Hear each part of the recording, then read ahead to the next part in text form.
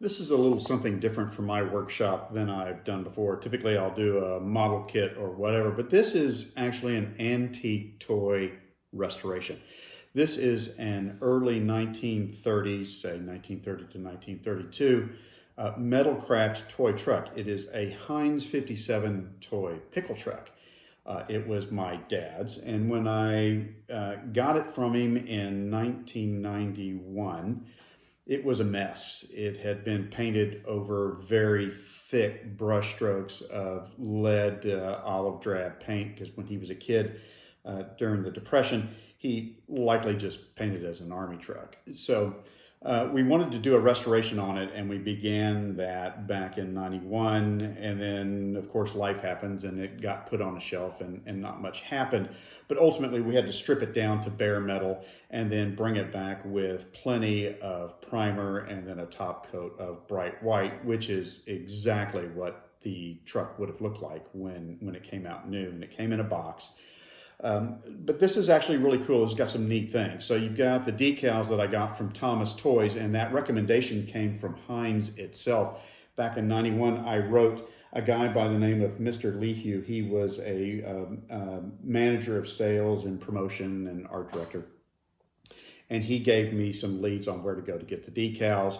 And again, I didn't find this letter until not all that long ago, and I went and checked, and the company that does the decals is still in business, Thomas Toys, and they, sure enough, had these decals in their catalog, and I was able to get them. So good news is I was able to clean this thing up and get it all done and get the decals on, and completed them last night. But what's kind of cool about this truck is there were thousands of these things sold, and they were very well made. They were pressed metal, and they came out in these forms, and they would bend them up, and then they have these little tabs like you see here, and these tabs would connect all the pieces of metal together, and it would all go together quite nicely. Now what's cool about this one too is it's got a little back gate that opens up. Very simple, right? Lifts back up, you can put stuff in, cargo, whatever you want to put in it.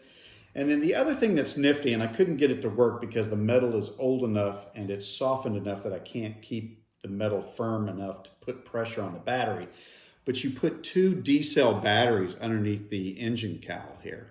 And then you would take this lever and you would move the lever, and it would, there's no wiring, and you'd have two light bulbs right here for the headlights, but it would light up the headlights, which is really, really cool. And I wish I could show you that, but I couldn't get it to consistently work because the contact right here behind the grill is just too soft. And when you lift that lever, it pushes the batteries in against the contact, and then the contact is just, you know, it's soft and it moves, and it just doesn't put pressure back on the batteries to get contact. So that's a shame. But something else that's really, really cool about this, again, this is a Depression era toy.